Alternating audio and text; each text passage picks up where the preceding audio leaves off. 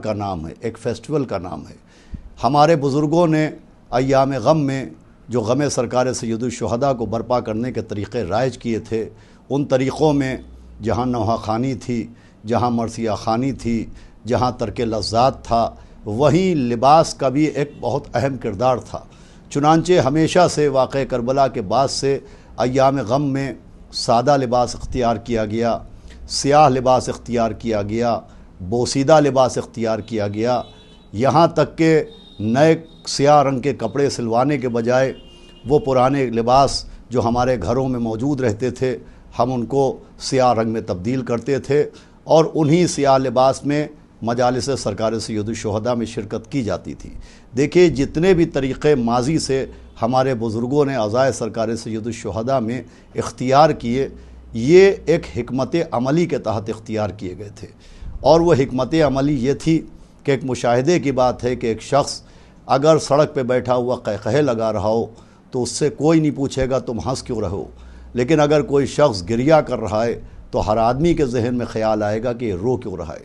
آپ 10,000 کے قیمتی جوتے پہن کے سڑک پہ نکلیے، آپ سے کوئی نہیں پوچھے گا کہ اتنے قیمتی جوتے تم نے کیوں پہنے ہیں، لیکن 10 محرم کو جب آپ پا برہنہ نکلتے ہیں، ننگے پیر نکلتے ہیں، تو ہر شخص کے ذہن میں خیال آتا ہے کہ آخر یہ شخص ننگے پیر کیوں جا رہا ہے۔ آپ 5,000 کا عطر لگا کے سڑک پر نکلیں، آپ سے کوئی سوال نہیں کرے گا کہ تم نے خوشبو کیوں لگائی ہے۔ آپ مولا حسین کے غم میں خون بہا کے نکلیے تو ہر آدمی کے ذہن میں آئے گا کہ آخر یہ شخص خون کیوں بہا کے نکلا ہے۔ آپ اجڑے ہوئے بالوں کے ساتھ، غمزدہ چہرے کے ساتھ، کھلے ہوئے گریبان کے ساتھ، چڑھی ہوئی آستینوں کے ساتھ، اونچے اونچے پائچوں کے ساتھ پابرہنہ عاشور کے دن جب نکلتے ہیں تو ہر شخص کے ذہن میں آتا ہے کہ آخر آج یہ شخص پابرہنہ کیوں ہے، اس کے بال اجڑے کیوں ہیں، اس کا گریبان کھلا ہوا کیوں ہے۔ اسی کے ساتھ ساتھ جب سیاہ لباس پہن کے لوگ مجالس میں شریک ہوتے ہیں تو ہر شخص کے ذہن میں خیال آتا ہے کہ آخر تا حد نظر یہ کون سی قوم ہے جو صرف اور صرف سیاہ لباس پہنے ہوئے ہے، بوسیدہ لباس پہنے ہوئے ہے۔ حالانکہ اس مجمع میں صاحبان ثروت بھی ہیں، اس مجمع میں صاحبان دولت بھی ہیں۔ سیاہ لباس وہ لباس ہوتا ہے جس سے دولت کا مظاہرہ نہیں ہو سکتا، سیاہ لباس کو دیکھ کے کوئی اس کی قیمت کا اندازہ نہیں لگا سکتا۔ سیاہ لباس علامت غم ہے، چنانچہ سیاہ لباس و بوسیدہ لباس بھی مولا حسین کو غم کی ترویج کے لیے دیا گیا تھا تاکہ ہر شخص یہ دیکھے کہ آخر یہ لباس کیوں پہنے ہوئے ہیں۔ دیکھیے مقصد رسومات عزا کیا ہے، ایک ہی مقصد ہے ہر رسم عزائے سرکار سید الشہداء کے پیچھے، اور وہ مقصد یہ ہے کہ دوسری قومیں عزاداران سرکار سید الشہداء کو دیکھنے کے بعد اپنے ذہن میں ایک سوال پیدا کریں کہ آخر یہ قوم رو کیوں رہی ہے، یہ سیاہ کپڑے کیوں پہنے ہوئے ہیں، یہ گریہ وزاری کیوں کر رہے ہیں۔ عزاداری کا مقصد ہے کہ ہم پوری دنیا کے لوگوں کے ذہنوں تک یہ کیوں کا لفظ پہنچا دیں۔ یہ کیوں کا لفظ پہنچانا ہمارا کام ہے، کربلا تک پہنچانا اس سوال کا کام ہے۔ عزاداری کا مقصد یہ ہے کہ ہم پوری دنیا کے کونے کونے تک مولا حسین کا حق اور مولا حسین کی مظلومی کا پیغام پہنچائیں۔ اسی کے تحت یہ سارے طریقے اختیار کیے گئے تھے۔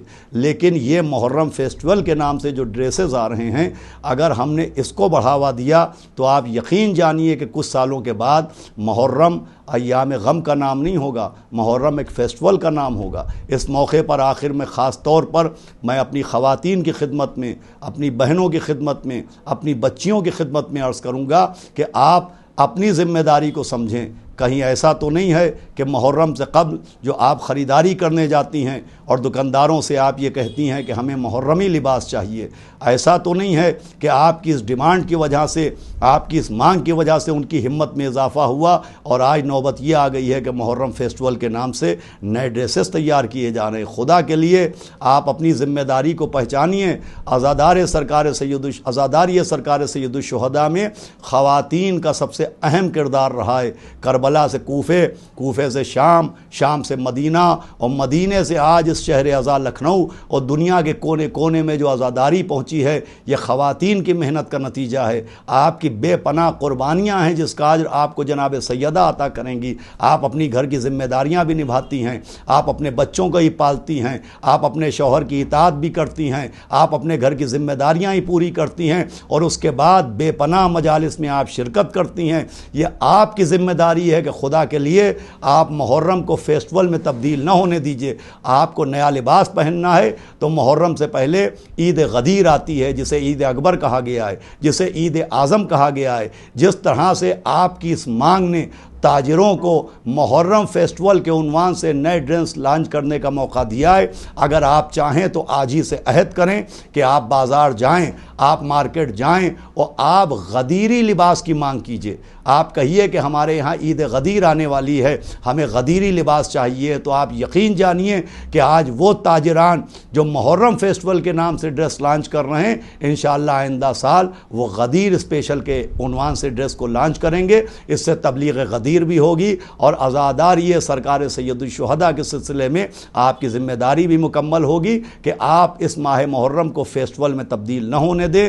خدا کے لیے میں پھر آخری بار کہہ رہا ہوں، آپ اپنی ذمہ داری کو سمجھیں اور پوری طرح سے ان دکانوں کا بائیکاٹ کریں، ان دکانداروں کا بائیکاٹ کریں جو محرم فیسٹول کے نام سے نئے ڈریسز بنا رہے ہیں۔ دیکھیے ایام غم کا نئے لباس سے کوئی تعلق نہیں ہے۔ 10 محرم وہ دن ہے جب مولا حسین کے بدن سے پرانا لباس لوٹا گیا ہے۔ نئے لباس کا تصور عید کے دن آیا تھا، مولا حسن و مولا حسین نے نیا لباس عید کے دن بنوایا تھا۔ خدا کے لیے مولا حسین کی پسند کو مد نظر رکھیے۔ ایام غم وہ ہیں کہ جب مولا حسین کے جسم کے اوپر پرانا لباس بھی لوٹ لیا گیا تھا۔ نیا لباس عید کے دن پہنا جاتا ہے۔ اگر آپ کو محرم سے پہلے کپڑے سلوانا ہے،